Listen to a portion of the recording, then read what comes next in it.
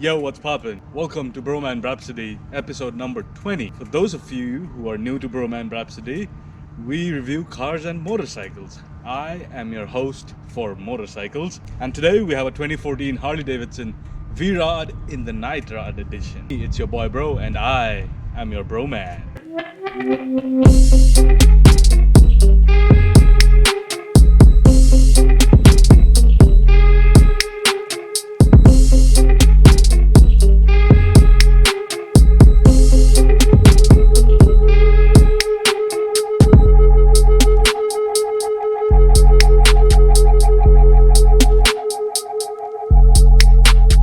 Oh man, those were some nice pictures, weren't they? Shout out to our friends at Lunar Lenz. Check out their Facebook link in the video description below. Well, Harley Davidson needs no introduction. They are one of the most iconic brands of all time. They were formed in 1904 by the Davidson brothers in Milwaukee, Wisconsin. And they've produced a lot of motorcycles over the years. Their motorcycles have been in Hollywood movies, TV shows, and pop culture. They are a very famous brand. Now, in the early 2000s and late 90s, there was this surge for power cruisers. Yamaha had come out with their VMAX and it was doing quite well. So Harley decided to come up with their own power cruiser. And this is the Vrod. And this is not your regular Vrod. This is in the Night Rod edition. So as part of the Night Rod edition, it's all blacked out. You see the handlebars are blacked out, the engine parts and the exhaust, everything is blacked out. You get this matte finish with racing stripes. Now the Vrod was in production from 2001 to 2017. They discontinued it from 2018. And as with any power cruiser, there is a combination of performance elements and your classic cruiser elements.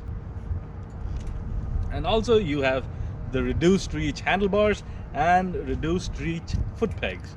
So this motorcycle was based on a dragster or a drag motorcycle.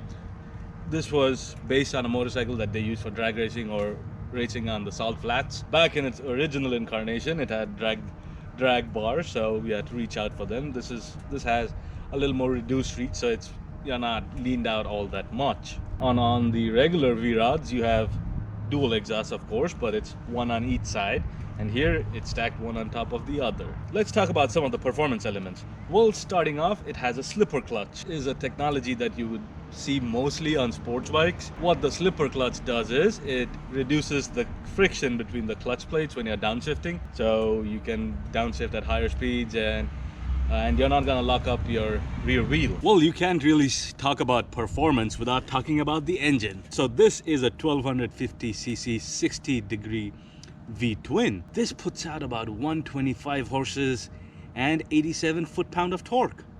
This was designed in collaboration with Porsche, and this was put to the Dusseldorf test, which is a durability test. So the engine is run for 500 hours non-stop, and it simulates idle conditions, city speeds, highway speed, riding at full throttle, and going up mountains. This is liquid cooled and it has dual overhead cams. Both were first for Harleys. So a couple of things on the front of the bike. It has this red line going down here, the red orangish line, which matches the racing stripes. This has a lot of power, so it needs a lot of stopping power as well. So you have dual 300mm discs up front with 4-piston Brembo calipers. And it has ABS standard. And if you look at this fender, it's a really tiny fender. Keeping up with the performance theme, I guess. And also, speaking of performance, this has inverted front forks. So, what are the front forks? There are two elements to it, the larger tube and the smaller tube. In traditional cruisers, it's always the other way around, like you have the larger tube at the bottom and the smaller tube up here. You have the larger tube on the top and the smaller tube down below. This gives a lot of rigidity to the steering column, which makes handling a lot better. And this has a 32-degree lean angle on both sides. Speaking of the cruiser element for this bike, this has a 34-degree rake angle. What's a rake angle? Well, you draw a perpendicular line from the steering mount and then you follow the fork tube. That angle is the rake angle. Shorter the rake angle, the more nimble the bike is. Larger the rake angle, the more stable it is in high speeds on straight roads and stuff. and cruisers tend to have a larger rake angle than sports bikes. So the front turn signals are mounted to your handlebar. That is something I've only seen Harleys do, and it looks really cool. It looks really cool. This has a liquid cooled engine. So here's the radiator with these cutouts on both sides for air intake. You know, the ignition switch is usually on the fuel tank or somewhere around there. On this bike, it's here. So this is a liquid cooled engine, but it still has these fins cut out to give it a look of a V-twin bruiser. So this bike has a naked look to it. You can see the exposed frame, and it's a night rod, so everything's blacked out. Since this is a night rod, you have the dual exhausts stacked one on top of the other, and you can see the exposed rear suspension here. So another cruiser element of this bike is this big fat 240 cross-section tire. And since this is a night rod, the back end is a little different from your regular V-rods. In a regular V-rod, you have a nice integrated taillight with the turn signals down here. In the night rod, the fender is chopped off even more. So you have these two turn signals and your tail light. So on the other side, you have your 6-speed transmission. And if you look down below, it says it's a 1250cc. Almost all Harleys, they have this like really cool looking horn. This has a 26-inch seat height and a 67-inch wheelbase. So you see this gas tank here? This is not a gas tank. This is just a cover for your air filter. The gas tank is actually underneath the rider. How do you access it? Well, you pull up the seat and there's your gas tank. And then for the seats, this is a nice deep cut seat. Now the owner told me that this is not the stock seat. He had the seat upgraded. This is still a Harley seat, but it's not stock. It does have a passenger seat, but it's a really tiny passenger seat. It has this nice matte black finish with racing stripes. So speaking of the handlebar controls, you have the buttons for your horn, high beam, low beam, and Harley does this. They have like turn signals for each side on the two ends. So if you want to turn left, it's here, and if you want to turn right, it's on the other side. Speaking of the other side, you have the kill switch, the start button, and the turn signal for your right side. Then on your gauge cluster, you have the big gauge cluster for your speedometer. This is in miles per hour. And you have these indicator lights. So you have the one here and here for your turn signals, high beam, neutral, low oil, check engine, low battery, ABS, key not found, and you're low on gas. To the left of that speedometer, you have your tachometer. So it has a 9,000 RPM red line. On the other side, to the right of the speedometer, you have your fuel gauge. This is your RAM mount.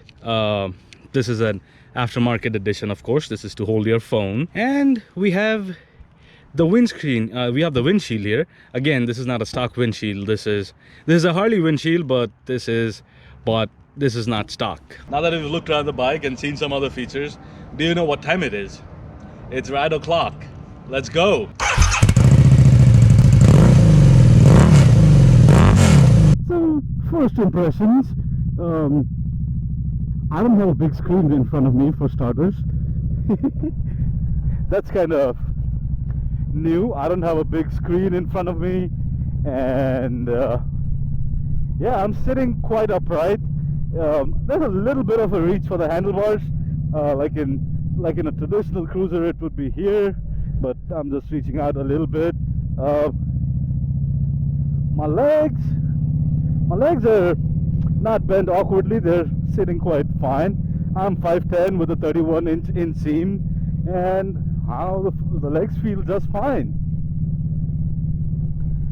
And the seat is quite bad. It gives you a good amount of support, and yeah,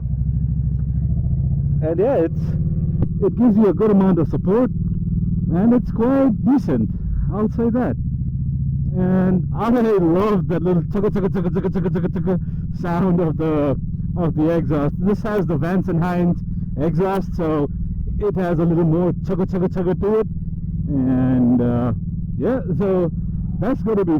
I like that sound. It's nice. I like that chugga.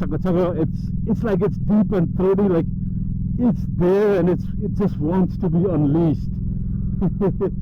So, talking about unleashing it, let's find out how much fun it is in a straight line.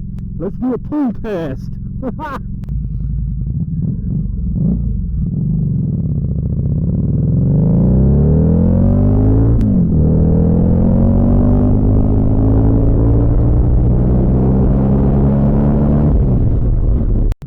Oh, wow, this thing moves. This thing is fast, you guys. Now, this is not super bike fast or sports bike fast, but this is fast for a cruiser. You feel all of the power of the power cruiser for sure. This just took off, and this just took off.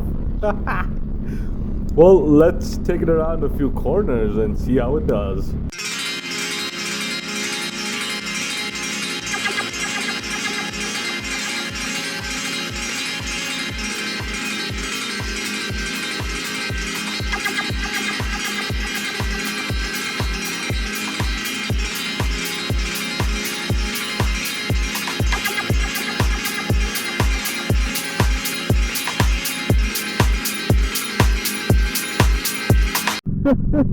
Yeah, it's fun in a straight line, and it's great around corners. And you know, this goes to this speaks volumes to the engineering that's behind this, that's gone in behind this bike. Because keep in mind, this has a big fat 240 cross-section tire, and that means it should not handle very well. I mean, straight line speed, sure, but handling not so much, right? But nope, this handles quite well. There's those inverted front forks, and all of that engineering comes together to give this a really solid power and a really solid punch to it. Straight line or around curves, this is fun. Now, one thing that I'd like to call out is this has a very narrow tank, so this feels like a very narrow bike between your legs. Can you use this for touring? Probably not, because your seating position is not as comfortable as it would be on a touring bike. Your handlebars are not pulled back as much. On this bike, you have to reach for a little bit. Like, even with the reduced reach handlebars, it is a bit of a reach. So, we're not the best touring motorcycle. And then again, the seat is not the most comfortable for touring. Like, it's comfortable for commuting and short rides. It's got a good amount of support for your tailbone and lower back, but for longer rides, nah. And then it doesn't have a lot of storage, so you could buy aftermarket saddlebags and stuff, I'm guessing, but it's not the same. And these brakes are phenomenal on this bike. You have these Brembo ABS brakes, front and back, and the bite on these is phenomenal. It's absolutely phenomenal. Now I did say that this bike has a cult following of sorts, and it does. I mean, you could find some good some good ones on your local Craigslist or your local Facebook marketplace, and people do a lot of mods to them, modify these to get more power out of it or whatever. And you could find these for in the under the $10,000 range, I think. I've seen a few of these. All right, so let's head to the punk and talk about the cost of ownership, shall we? If you like what we do here at Bhroman, give us a like, hit that subscribe button, and click on that bell icon. Let's talk about the cost of ownership for the Harley Davidson Vrod Night Rod. So we are going to take an average of 5,000 miles ridden in a year. So over a 2-year period, you would need 2 oil changes, and the oil change at your local Harley dealer would cost you about $400, and your tires are going to last you about 10,000 miles. So a set of tires for the V-Rod is going to run you about $850 for a set of tires, front and rear, and the mounting and balancing at your local Harley dealer. So that gives us a combined cost of $1,650 over 2 years, divided by the number of days. It's about $2.26 a day. In addition to your tires and the oil changes and the servicing, there might be some other things that pop up from time to time. So the owner told me that on this particular V-Rod, the fuel gauge does not give you an accurate reading. And to fix that issue, you would need to change the whole unit for your fuel tank and all of that stuff. It's not just the sensor. That's about $600 plus labor. He hasn't done it yet. The Vrod has a hydraulic clutch, so that little reservoir for your hydraulic fluid, that might leak at some point of time. You might have to change it. But is this a good bike for beginners? Well, let's go to the Mini and find out. Thank you, Punk. Is this a good beginner bike? Well, I don't really think this is a good beginner bike. This is pretty long. This is what, 67 inches in wheelbase. It's north of 600 pounds in weight, and it puts down massive amounts of power, both horsepower and torque. So all of those combined, yeah, this is not a good beginner bike at all. I mean, it has a low seat height, so you might think, yeah, it's a good beginner bike, but yeah, no, this is insane. This has insane amount of power. Again, like if you're really disciplined, or you have a lot of control over the throttle or throttle control, and you know how to respect the bike and ride within your limits, take it out for a spin, sit on it, see how you feel.